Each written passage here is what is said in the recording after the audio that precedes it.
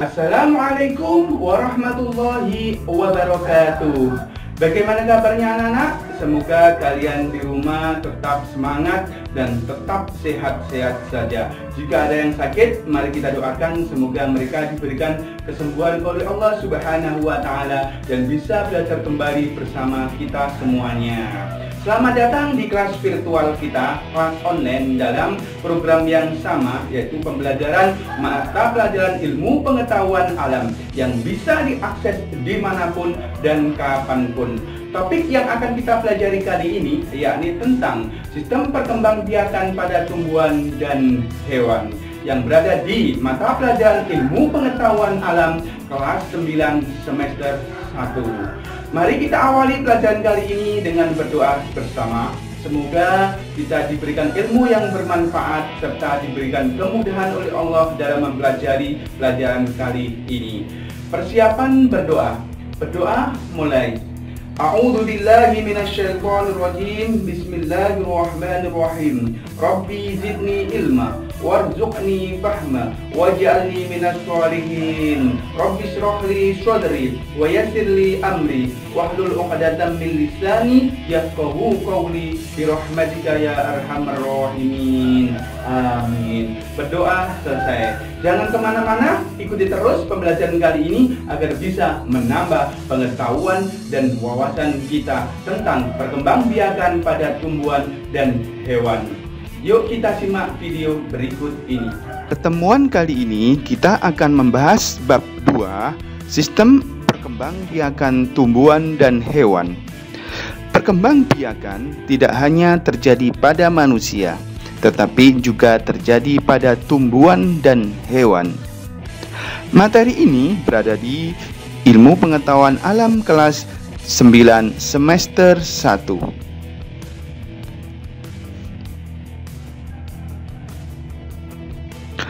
Materi ini berada di kompetensi inti atau KI 3.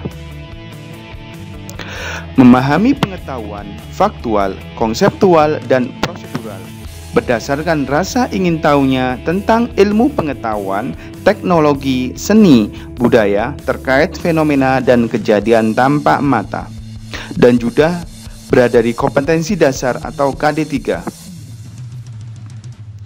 Menganalisis sistem perkembangbiakan pada tumbuhan dan hewan serta penerapan teknologi pada sistem reproduksi tumbuhan dan hewan.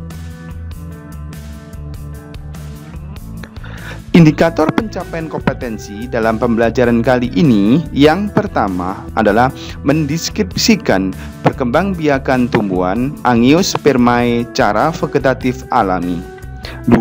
Menyebutkan contoh-contoh tumbuhan yang berkembang biak secara vegetatif alami.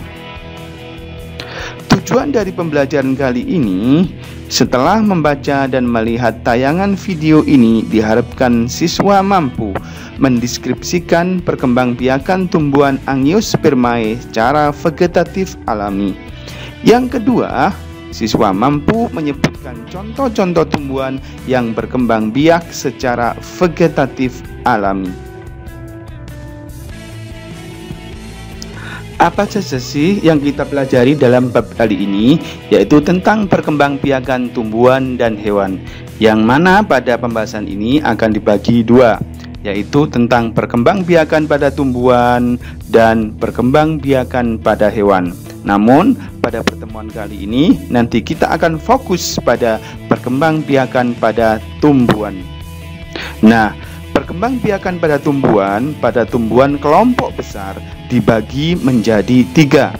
Yang pertama adalah tumbuhan biji. Tumbuhan biji disebut juga dengan spermatopita. Yang kedua, tumbuhan lumut. Tumbuhan lumut disebut juga dengan bryophyta. Yang ketiga adalah tumbuhan paku. Tumbuhan paku disebut juga dengan pteridophyta.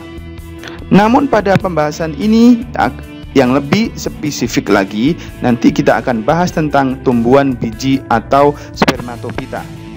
Tumbuhan biji dibagi menjadi dua, yaitu tumbuhan gymnospermae atau yang disebut juga tumbuhan berbiji terbuka. Yang kedua disebut tumbuhan angiospermae. Nama lainnya adalah tumbuhan berbiji tertutup. Perkembangbiakan tumbuhan angiospermae. Tumbuhan angiospermae adalah tumbuhan yang memiliki ciri bakal biji berada dalam bakal buah atau ovum. Bakal buah adalah bagian putik yang membesar yang tersusun oleh daun buah atau karpel. Bakal buah berkembang menjadi buah. Bakal biji akan berkembang menjadi biji. Dalam hal ini, maka akan terjadi proses pembuahan ganda, terbentuk biji dan terbentuk buah pada tumbuhan angiospermae.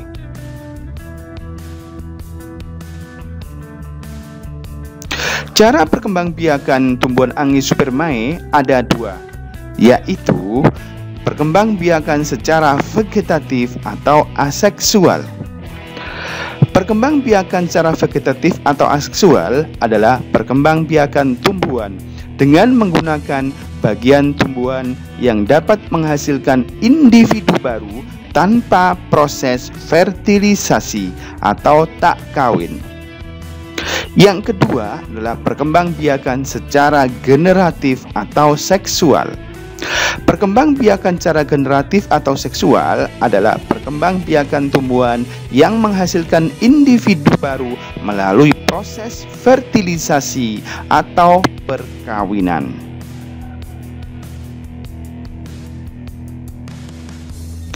Perkembangbiakan vegetatif memiliki sifat dan karakter yang sama dengan induknya.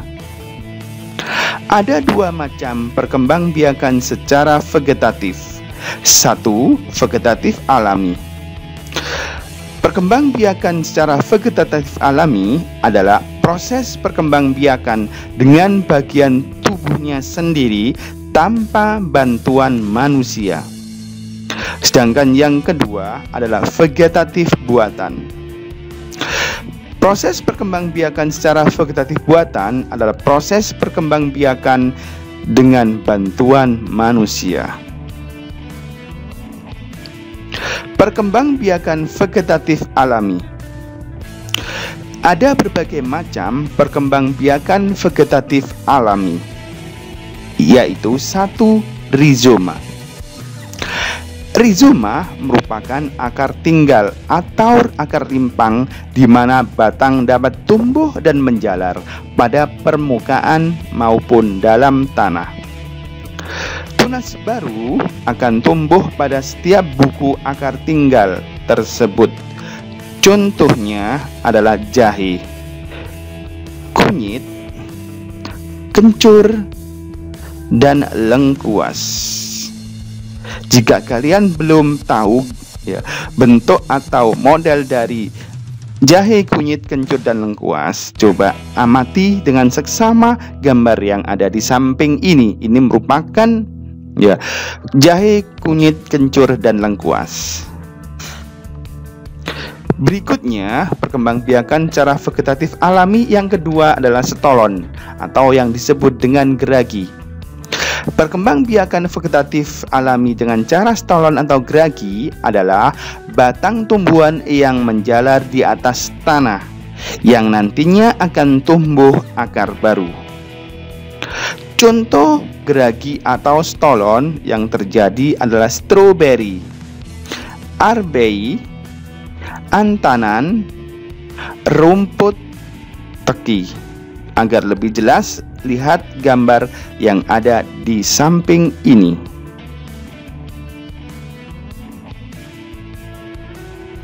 Selanjutnya, perkembangbiakan vegetatif alami berikutnya adalah umbi lapis. Umbi lapis adalah pelepah daun tipis yang berlapis-lapis. Pada bagian atas, umbi akan tumbuh daun dari bagian bagian bawah tumbuhan akar serabut yang membentuk cakram atau batang.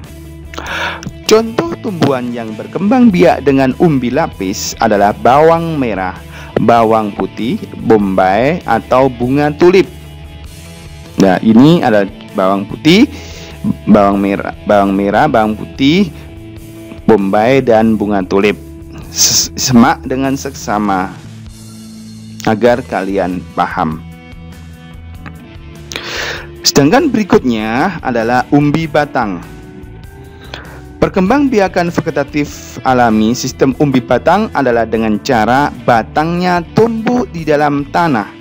Selanjutnya, batang tersebut akan mengembang dan membentuk umbi-umbi. Fungsi dari umbi adalah sebagai tempat menyimpan cadangan makanan dalam bentuk karbohidrat dan juga berfungsi untuk perkembangbiakan. Contoh umbi batang yang pertama adalah kentang. Yang kedua adalah bengkuang, talas, dan umbi jalar. Biar lebih paham, lihat dengan seksama gambar yang ada di samping ini.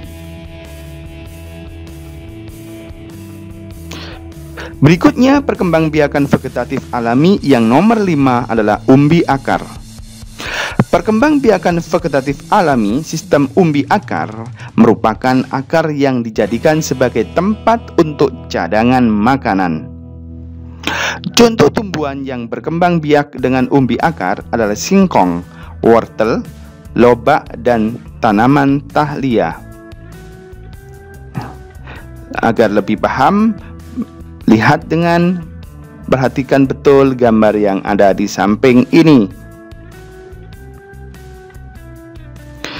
Berikutnya, perkembangbiakan vegetatif alami yang nomor 6 adalah tunas adventif.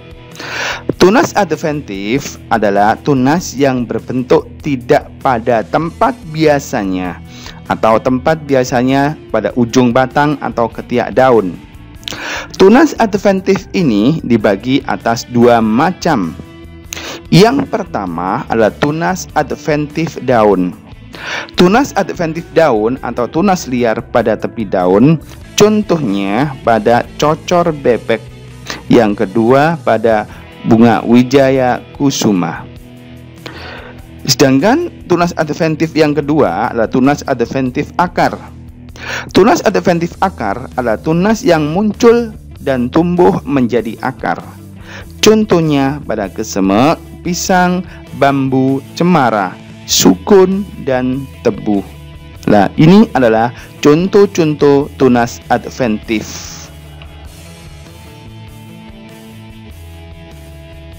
Setelah kalian menyaksikan video tadi mulai dari awal hingga akhir, berikutnya adalah tugas struktur, yang mana tugas ini adalah untuk menguji pemahaman kalian tentang proses perkembangbiakan pada tumbuhan Angiospermae secara alami. Tugas yang pertama, jelaskan perbedaan tumbuhan Angiospermae dan tumbuhan Gymnospermae. Yang kedua, jelaskan perkembangbiakan cara generatif dan vegetatif.